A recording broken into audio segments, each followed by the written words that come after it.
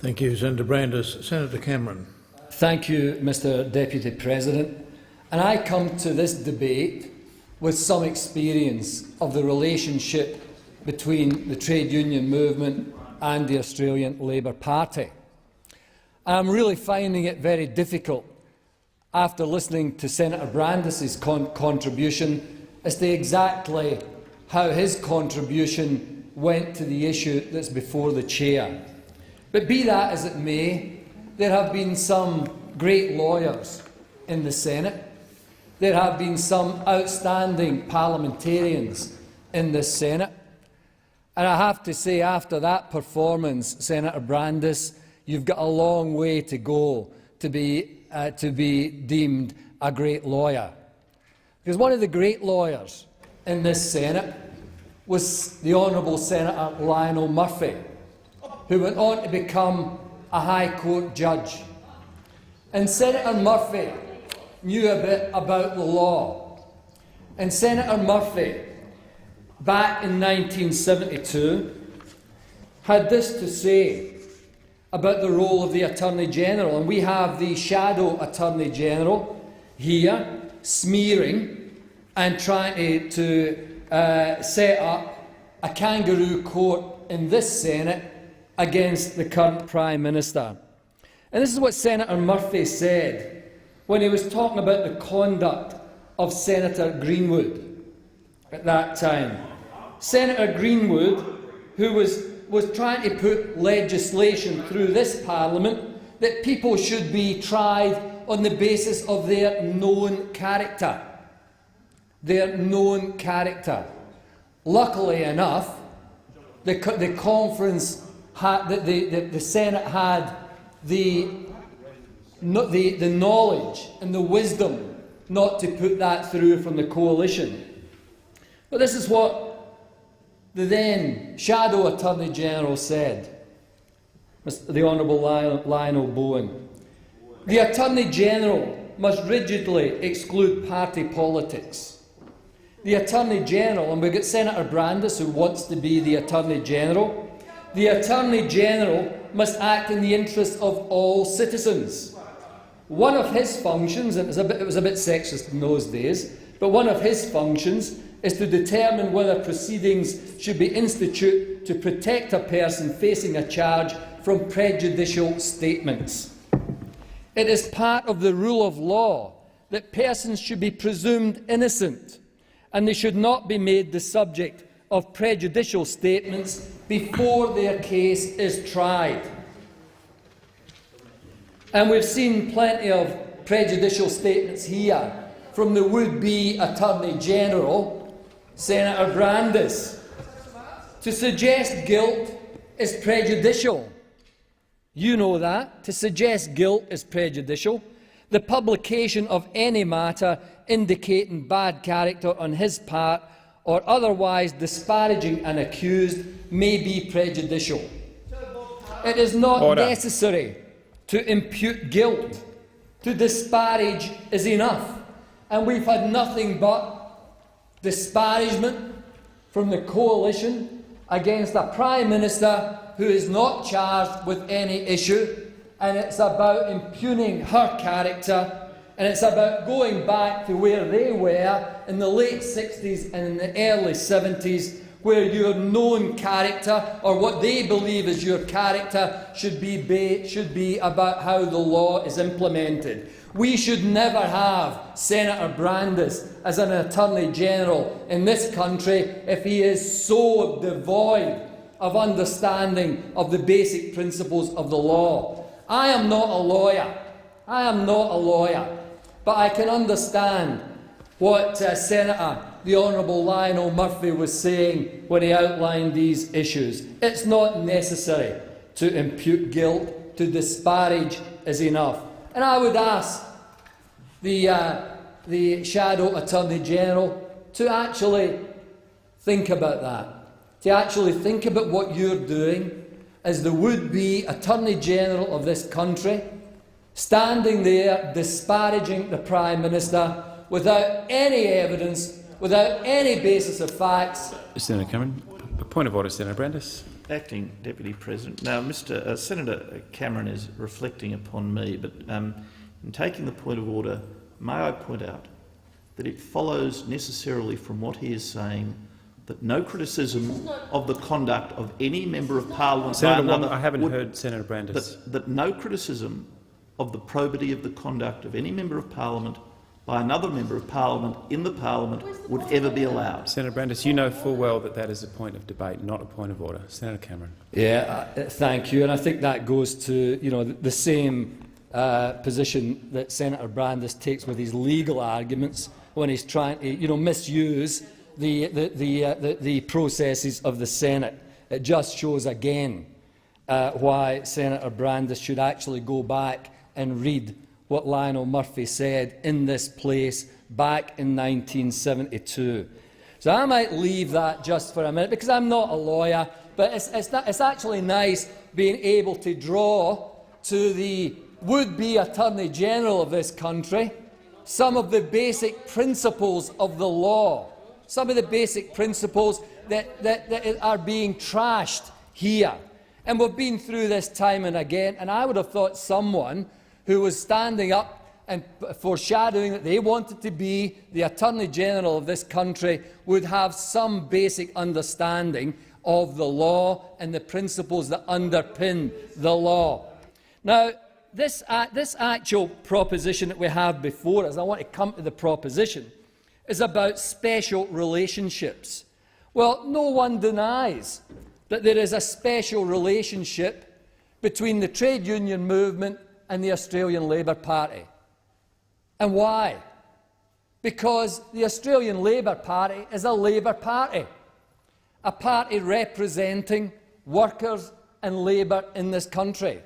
The party who actually stood up for workers when work choices was foisted upon the community during the Howard government. We are a Labour Party. There is a special relationship. The relationship between the trade union movement and the Labour Party is a root and branch relationship.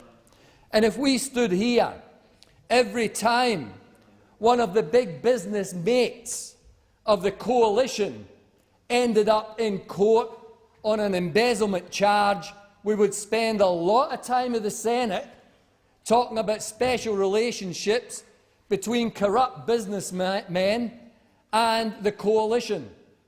We would do a lot of that. We would be doing a lot of that. And if you talk about special relationships, let's look at special relationships in the coalition. Look at the special relationships of the lobbyists that are now becoming a huge force, working away under the surface of the Liberal Party. The lobbyists that are in there who have both offices within the Liberal Party and operate as lobbyists. And Senator Brandis should know this well, because it's been a huge controversy in Queensland, where Campbell Newman has had to face the accusations of lobbyists getting special privileges in Queensland.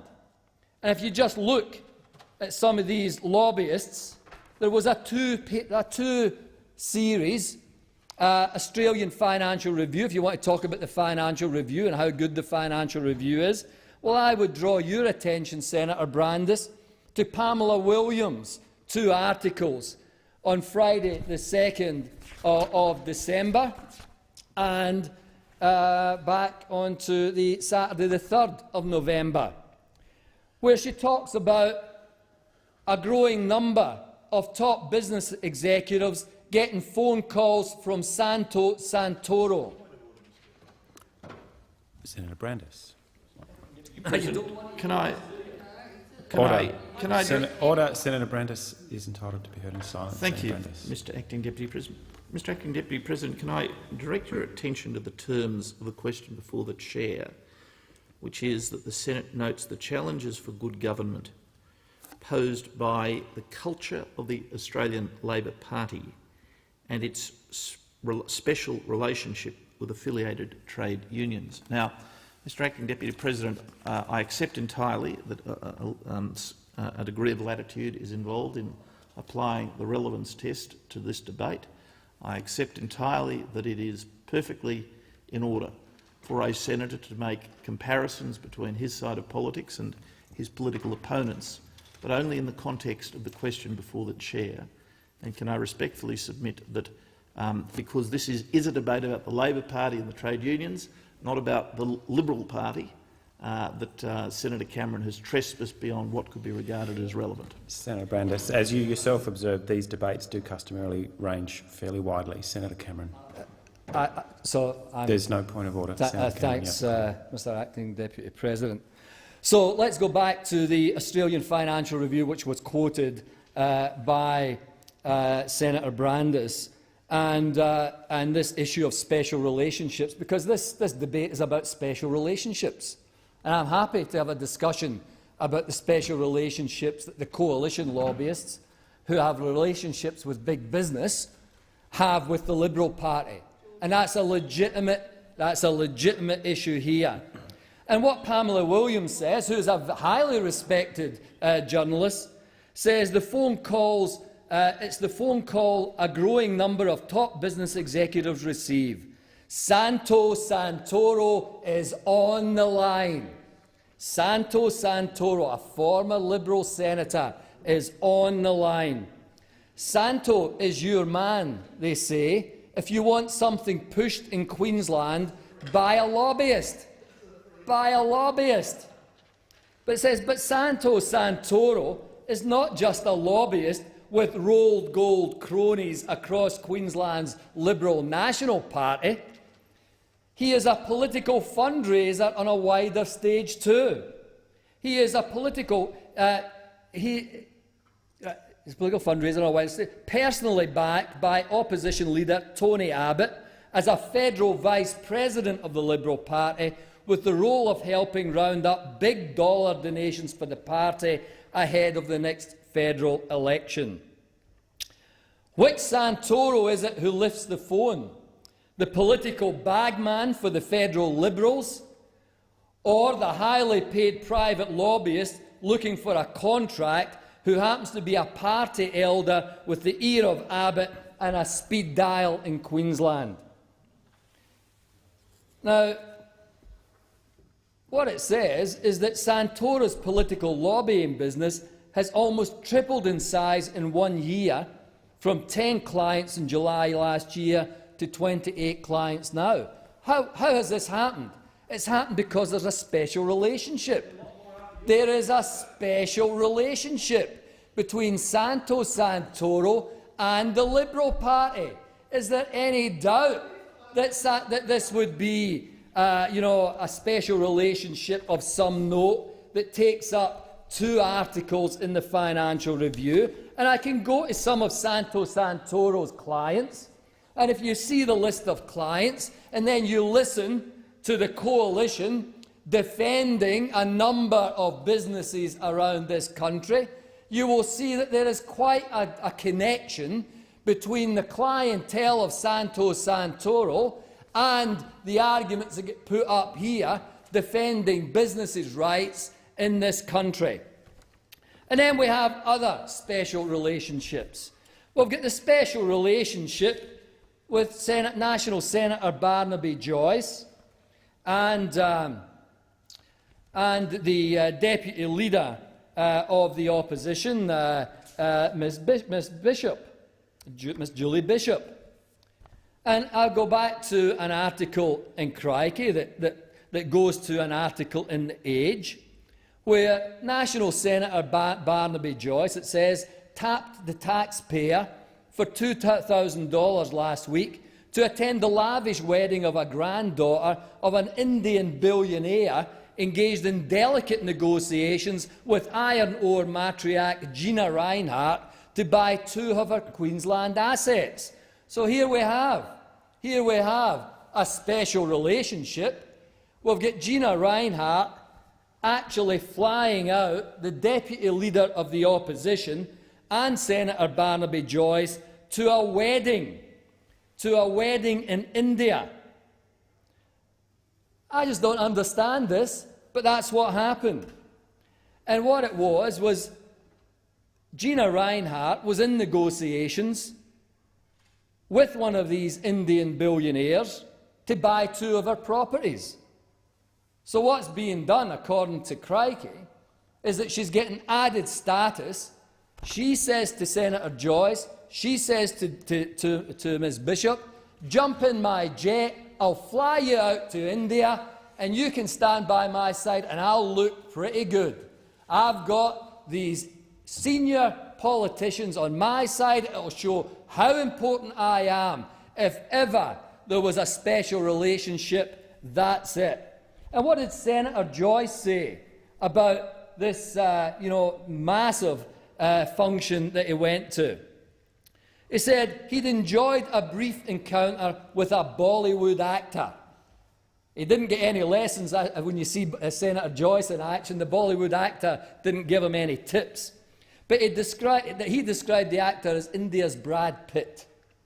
He said, I must admit, it was absolutely mind-blowing. So here we have Senator Joyce out at the big shindig in India, flown out by the billionaire, special relationship, fantastic relationship, out there, don't know what he's supposed to be doing. Why would you have 2 coalition politicians in your jet to an Indian billionaire's wedding? But there they were. There they were. And Senator Joyce said it was mind-blowing. I don't think he's ever recovered, actually, from that mind-blowing experience. It's getting worse every week. But there you go. There you go. Why would he be there at this, billionaire's wedding? So that's special relationships. And we just have to wait and see where that special relationship leads us. Another special relationship. Former Senator Helen Coonan. Helen, goes off, special relationship, leaves here, the seat's still warm, and she's a director of Kerry Packer's Crown Limited, on the payroll of Kerry Packer. Now look, that's fine. People can do that. It's just, Order, but you cannot simply talk about special relationships without understanding the special. Order, Senator Cameron. You've got to understand the special relationship of the coalition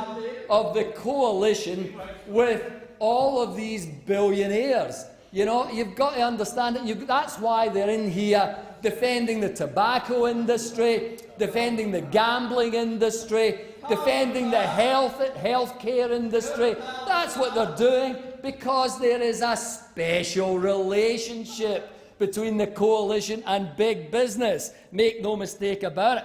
And there are some weirder special relationships.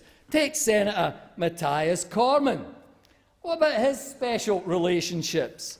Well, you see, Senator Cormann did a trip back in 2011 to the United States, and it's on the public record. And he said the purpose of the trip was to explore United States economic, fiscal and monetary policy, the approach to financial services, and it goes on, and develop and deepen relationships in the US. Well, what did he do? He said, my visit to the US was an invaluable opportunity to develop contacts to draw on in the future. Well, let's see who he's drawing on. Let's see who he's drawing on. He's drawing on a mob called Freedom Works. Freedom Works. And what are they about? They are a Tea Party. They are major supporters of the Tea Party in America. That's why we see all this nonsense all the time from over the other side of the chamber. They go over at public expense to talk to all the loopy people from the Tea Party. Then they come back here and try and behave every bit as loopy as the Tea Party in the United States. So they're off there on the Tea Party. What does Freedom Works also do? They sell high-deductible insurance policies and tax-free medical savings plans to individuals at group discounts. So they're in there in the private health industry. They are really up to their neck in a whole range of things. One of their main funders is Philip Morris. Philip Morris, the tobacco company. So these are the type of people. These are the type of people Order. that Freedom Works, and Senator Cormann is over there. Senator Cameron, resume your seat. Order. Order. Senators on my left. Senator Brandis was heard in silence for his contribution. Senator Cameron should be extended the same courtesy. Senator Cameron. Thanks. Now, Freedom Works also were out there actually funding a campaign against legislation in the American House to actually give rights to people who had contracted asbestos-related disease, mesothelioma and that type. These are the type of people that the coalition have got a special relationship with. They go over there and they talk to people that are trying to stop ordinary Americans getting any access to help, support and money to keep their family going after they contract asbestos. That's the type of approach. It goes to the Cato Foundation, a special relationship with the Cato Foundation, a special relationship with the Heartland Institute that says it's a think tank. The Heartland Institute. These are the climate skeptics in chief. You know, they think that there is no global warming, there's no problem with the climate, it's all just should be left alone. The Heartland Institute, I just think, are crazy. And I could go on. There's much more. And I've just come across this, and I will keep this, and I'll come back, and I will take you through someday another walk through the special relationship that the coalition has with big business, with the climate skeptics, with all the nutters in the Republican Party in the United States, and you will say, why do we listen to these people? Senator Brandis, go and read the biography of the former